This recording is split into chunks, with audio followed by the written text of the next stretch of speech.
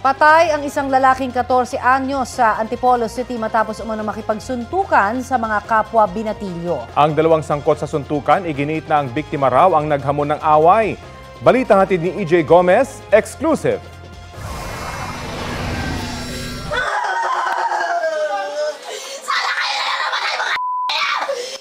Naghihinagpis ang babaeng ito dahil sa pagkasawi ng kanyang 14 anyos na lalaking kapatid matapos masangkot sa suntukan sa dalawang binatilyo.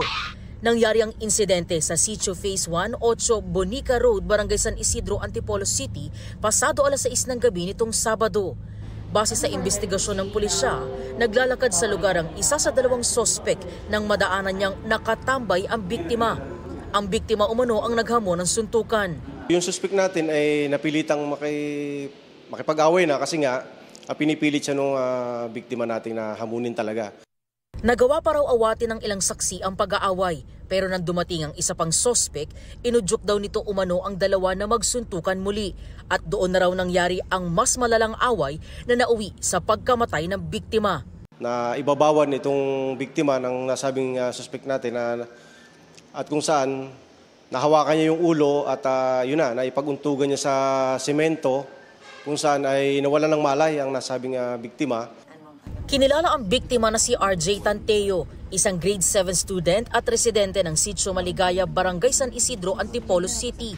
Mismong mga sospek na pawang 16 at 17 anyos daw ang dumulog sa Barangay San Isidro para ipagbigay alam ang kinasangkutang insidente. Umamin naman sila na talaga sila yung gumawa. Ngayon, hindi naman nila inaasahan na yung bata ay mamamatay. Ang in-expect lang nila, yung nabugbog lang nila. Ayon sa pulisya, nang maaresto ang mga sospek, pinagbantaan pa umano nilang babalikan ang mga nakasaksi sa suntukan. Kwento ng kaanak ng biktima, base sa ulat ng ilang witness, hindi totoong ang biktima ang naghamon ng away. Ito kapatid ko, nagpipiso wifi daw sa kanto. Ngayon, may dalawang bata ata na bigla siya nakusunod, sinuntok daw siya. Ito naman, syempre, nasaktan, gumanti siya. Doon na nagsimula yung komosyon. Nakauwi pa raw sa kanilang bahay si RJ matapos ang insidente. Pero paglipas ng ilang oras ay nagsuka na raw ang biktima at agad na dinala sa ospital. Nakaburol na ngayon ang biktima. Sobrang sakit po, para po akong durog na durog. Simula nung bata hanggang lumaki, ikaw yung naggabay sa kanya. Tapos parang kukunin lang nila na basta-basta yung buhay ng tao. Ang mga menor de edad na sospek ay nasa kustodiya ng Bahay Kalinga sa Barangay de la Paz. Sinisikap ng GMA Integrated News na makunan sila ng pahayag. Kung hindi ko makikita habang buhay ang anak ko, gusto ko rin habang buhay na makulong din sila. EJ Gomez, nagbabalita para sa GMA Integrated News. Bagong-bagong balita, ipinag-utos ng Quezon City Regional Trial Court Branch 106 na ilipat si Kingdom of Jesus Christ Pastor Apollo Kibuloy sa New Quezon City Jail sa Barangay Bagong Silangan. Batay sa utos ng korte, makakasama niya roon ang kapwa-akusado na si Crescente Canada. Samantalang ang tatlong iba pa ipinalilipat sa Quezon City Jail Female Dormitory sa Camp Karingal. Kasalukuyang nasa PNP Custodial Center ang 5. Sinagot naman ng Philippine National Police ang mga puna kung bakit naka-blur o nakatakip ang mugshots ni Pastor Apollo Kibuloy at mga kapwa niya akusado. Paliwanag ni PNP spokesperson Police Colonel Jean Fajardo, hindi ito ang unang beses na naglabas ang PNP ng mugshot na tinatakpan ng mukha ng mga naaresto. Sumusunod lamang daw sila sa utos ng Commission on Human Rights na protektahan ang dignidad ng mga akusado. Kahapon nang iprinisinta sa Camp Crame, kapansin-pansin ding balot na balot mula mukha hanggang katawan ang pastor. Nakatakip din ang mukha ng kanyang mga kasamahan. Ayon kay Fajardo, may karapatan ang mga akusado na hilinging takpan ang kanilang mga mukha. Sa Biyernes, posibleng basahan ng sakdal si Kingdom of Jesus Christ leader Pastor Apollo Kibuloy. Ayon kay PNP spokesperson Police Colonel Jean Fajardo, pag-uusapan pa nila ng Department of Justice ngayong araw ang schedule ng mga arraignment para hindi magsabay-sabay. Ang arraignment sa child and sexual abuse case ng pastor ay isasagawa via video conferencing sa Quezon City Regional Trial Court, habang in-person ang pagbasa ng sakdal sa kasong qualified human trafficking sa Pasig RTC. Hihilingin daw ng kampo ni Kingdom of Jesus Christ leader Pastor Apollo Kibuloy na i-house arrest siya o ilipat sa kustudiya ng AFP. Tila magkakasalungat po naman ang pahayag ng gobyerno at ng kampo ni Kibuloy kung sumuko ba siya o na-corner ng mga otoridad. Balitang hatid ni Mariz Umali.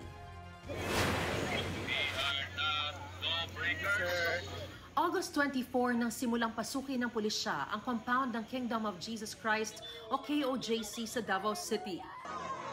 Misyon nilang maaresto si KOJC founder Pastor Apollo Kibuloy at iba pang akusado. Napasa kamay ng mga otoridad si Kibuloy na ipinresentak sa Camp Crame. Ayon sa PNP, siya ang nakakap na may markang agila. Balot na balot mula mukha hanggang katawan. Nakatakip din ang mukha ng mga kapwa-akusado at KOJC members na sina Jacqueline Roy, Ingrid Canada, Crescente Canada at Sylvia Semanes. Bago nito, you have the right to remain silent. Binasahan sila ng Miranda rights at isinailalim sa booking procedure. Ang mga kuha sa kanila sa prosesong ito, binlearn na ng PNP bago ipamahagi sa media. Maging ang kanilang mugshots. Nakakulong sila ngayon sa PNP Custodial Center. Ang iginigiit ng kampo ni Kibuloy, sumuko at hindi inaresto ang pastor. An arrest is only made when there is an actual restraint of the person to be arrested. In this case, there was no actual restraint. He decided to make the ultimate sacrifice of surrendering para matapos na po yung sufferings ng kanyang mga miyembro. Pero giit ni Pangulong Bongbong Marcos at ng Interior Department na corner sila kaya napilitang sumuko. Hindi siya lilitaw kung hindi namin hinabol ng husto. Ang nangyari, napilitan siyang lumabas dahil malapit na ang pulis sa kanya. Desidido ang ating mga pulis at ang instruction ko sa kanila, etong last time, sinabi ko pagpasok natin, huwag na kayong aalis dyan hanggat makuha na ninyo siya. And that's exactly what they did. For me, it makes no difference kung sumuko ka man, no? Kasi yun na yun eh. Practically, napaligiran ka na eh. Giit ng DILG Secretary, kalokohan ang pinapakalat na impormasyong sa labas ng KOJC compound sumuko si Kibuloy. Kwentong kutsero yun. Alam niyo kung bakit? Nasa labas ka na, tumakas ka na. Ang tagal yung sinasabing hindi siya magpapahuli, hindi ba? Gusto ngayon ng DILG na imbestigahan at panagutin ang mga nagkanlong kay Kibuloy. Handa naman daw ang abogado ng pastor na sumailalim sa posibleng investigasyon. He had to meet his leaders again. That is why on September 8, there was already a decision that he will surrender. And on September 8 in the morning, I was informed about it. And in front of the ISAF officers and the PNP, the decision was made. Prior to September 7, wala siya sa compound. Nanindigan din siya ngayon lang niya nalaman kung saan nagtago si Kibuloy. He told me na sa bundok ng Davao City. I was not able to verify from him. Masyadong mabilis ang mga pangyayari. Biyernes ng nakaraang linggo na makatanggap ang PNP ng tip na nagtatago sa loob ng ACQ College of Ministry si Kibuloy. 1,000 SAF at SWAT ang naatasang palibutan ng lugar para matiyak na walang makalalabas. Ikinasa ang final assault pero may surrender feelers kaya naantala ang paglusob. Alas 10 nakarinig na kami ng feelers. So tumawag ang National Headquarters dahil high level ang nagiging feelers, ang negotiations. So sige sir, i-hold ko hanggang alauna. Ang alauna ko na assault is hold natin hanggang alas 3. Ang gusto raw ng kampo ni Kibuloy ay sumuko at maisakay sa eroplano papuntang Maynila. Isang C-130 plane ng Air Force ang dumating sa Davao at lumabas ng pinagtataguan si Kibuloy. Sakay sila ng convoy na nagbiyahe sa kanila para isakay sa C-130.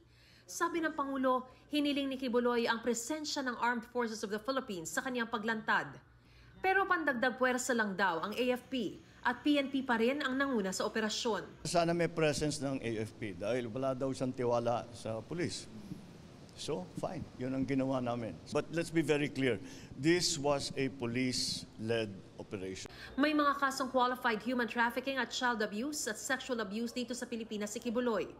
Wanted din ang Federal Bureau of Investigation ng Amerika si Kibuloy para sa mga kasong sexual trafficking of minors, fraud, conspiracy, bulk cash smuggling at money laundering. Ngayon na ipatupad na ang arrest order ng korte kay Pastor Kibuloy ay nasa kamay na raw ng hudikatura ang susunod niyang kaharapin. Siniguro naman ng Pangulong mapoprotektahan ang kanyang mga karapatan, sabay giit na walang special treatment na ibibigay sa kanya. Dinalaw si Kibuloy ng kanyang abogado sa PNP Custodial Center. Hihilingin daw nila sa korte na alisin doon ng pastor. We filed a motion for the transfer of his custody to the AFP, citing among other grounds security reasons. And we are hoping that the court would grant the same, or at the very least a house arrest, knowing that he is already 74 years old. He has a health condition. Pero ang Defense Department, tututulan daw ang mosyong ilipat sa AFP ang kustodiya ni Kibuloy. May mga istriktong operational security protocol daw ang mga pasilidad ng AFP. Kaya hindi raw ito ang ahensyang nararapat humawak sa kustodiya ng mga suspect sa mga kasong kriminal. Mariz Umali nagbabalita para sa GMA Integrated News. Pinaghahandaan ng Department of Justice ang posibleng paghiling ng Amerika na extradite doon si Pastor Apollo Kibuloy para harapin ang iba niyang mga kaso. Giit naman ng DOJ, walang halong politika ang paggulong ng mga kaso ni Kibuloy dito sa Pilipinas. Balita hatid ni Salima Refran. Ngayong hawak na ng mga otoridad si Kingdom of Jesus Christ founder Pastor Apollo Kibuloy. You have the right to remain silent. Tiniyak ng Justice Secretary na walang halong politika ang pagpapaharap sa kanya sa justice system ng Pilipinas. Ang aking maging instruction sa prosecution, prepare all the evidence so we can ask for continuous trial para matapos kagad yung kaso na kailangan litisin. And we would like the Supreme Court, pag nangyari yan, na huwag pumayag na magkaroon ng dilatory tactics. Pagkatapos pa raw ng mga kaso niya dito, sakalang tatalakayin ang posibleng paghingi sa kanya ng Amerika. We expect the U.S. to file an extradition request very soon, since he's already in custody. So, and remember, we have a treaty with the U.S. and it's part of the law of the land. We will have to play it out well. We have to study it properly so that we know what to do. Naharap sa sexual trafficking of minors, fraud, conspiracy, bulk cash smuggling at money laundering sa Amerika ang leader ng Kingdom of Jesus Christ o KOJC. Habang may mga kaso na siyang qualified human trafficking, child abuse at sexual abuse dito sa Pilipinas. May freeze orders na rin ang Pilipinas at Amerika sa mga bank account, properties at iba pang ari-arian ni Kibuloy. Tandaan nyo ang kaso sa Amerika at kaso rito halos pareho lang ang mga binitawan ng iba't ibang klaseng testigo. Hindi naman yan pare-pareho. Iba-ibang buhay niyan pero isang reklamo nila, iisa. Nakaangkla ang mga kaso sa Pilipinas sa reklamo ni alias Amanda, ang menor de edad noon na dinala umano mula Pasig papuntang Davao City na pinagsamantalahan umano ni Kibuloy. Masaya man sa kanyang pagkakaaresto, patuloy umano siyang hinaharas online ayon sa kanyang abogado. Dagdag nito, mailap man, tila nakakahabol na ang hustisya. Naghahanda na raw sila sa pagharap kay Kibuloy at iba pang kapwa-akusado sa korte. Pinag-aaralang ilagay siya sa Witness Protection Program ng Justice Department. Sa Amerika, kinatuwa rin ng mga biktima at dating workers ng KOJC ang pagkakaaresto kay Kibuloy at iba pang akusado. Pero panawagan nila, kami po ay nananawagan, umaapila po kami sa inyo na magpadala po kayo ng tulong. I-rescue po sana ng ating mga PNP, yung mga nandoon pa sa loob ng quarters ni Kibuloy, lalong-lalo na yung mga minors po. Salima Refran, nagbabalita para sa GMA Integrated News. Kapuso, para sa mga maiinit na balita, mag-subscribe sa GMA Integrated News sa YouTube. Sa mga kapuso naman abroad, subaybayan nyo kami sa GMA Pinoy TV at sa www.gmanews.tv.